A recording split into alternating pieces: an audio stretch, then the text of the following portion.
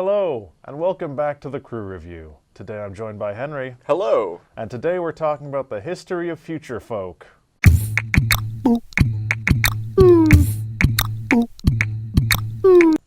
Quick summary of the movie. Okay. This warrior from the planet Hondo crash lands on the planet Earth and then finds himself in a Costco where he hears some easy listening music. And he's supposed to wipe out the human race With a bomb. with a virus. Yeah. A virus bomb. Virus bomb. Bomb of a virus. Mm-hmm. But he discovers this easy listening music in this Costco or Home Depot. And I think the way the movie says it is that never before in any of the planets had he visited did they arrange sounds in such a way. So the movie sets out to say that the unique thing about Earth that makes us worth saving is that we can make music. Yep. And so he puts off his mission and starts a family. Yeah. And then another warrior from the planet Hondo, the mighty Kevin, crash lands on the, he's just a good guy. That's up for the viewer to see. No Da-da-da-doo. spoilers. I definitely could have seen it going like a Tenacious D or Flight of the Conchords direction where the joke gets a little stale, a little tired, but Yeah. it was really heartfelt, really enjoyable. The movie took itself seriously in every step of the way. Mm-hmm. Like, there wasn't a point where they kind of look at the camera and wink or anything like Mm-hmm. that.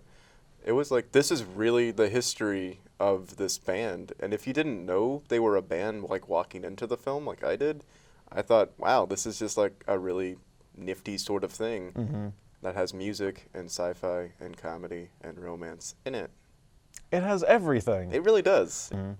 I love the low budget approach to it. I was talking about this when I was saying it, but it's punk rocky in that you can tell that certain parts of it aren't as good as they could be, but it's because they have heart, it elevates them above maybe things that had a bigger budget. Yeah. And the writing is really good because both of these members of the band are so like fully fleshed out, even though one of them is sort of just introduced to Earth on camera. And I loved him. Oh, he was great. His name is the Mighty Kevin. And in real life, his name is Jay Klatz. Klates. Both of the people in this movie have last names that are really hard to pronounce, and also they've never been in anything before, so we haven't been taught how to pronounce their names. Yeah. The other guy's name is Nils de Allais. That's French. I don't know.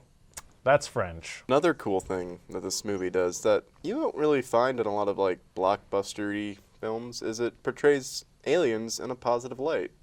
And kind of in a harmless, fun light, other than having the virus bomb that could wipe out humanity. Yeah. I mean, I don't think we've seen that since E.T. or District 9? Or K-Pax. Or K-Pax. What do you think of that?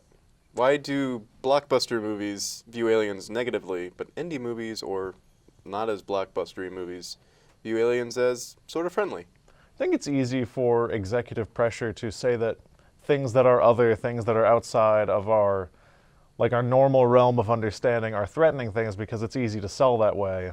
Whereas maybe indie movies are made themselves by people who consider themselves a bit other, so they identify with aliens a little bit more. Yeah, I think that's a good explanation. So overall, if you had to rate this movie, what would you rate it?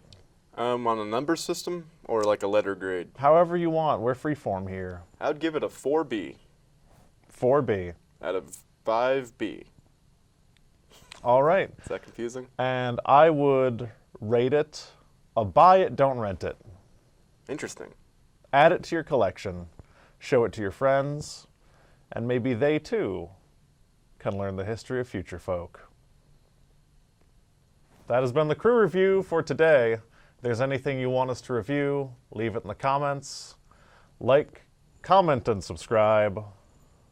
And we will see you... Oh, next time. Right? Yeah. I nailed it. Nailed it. Nailed it.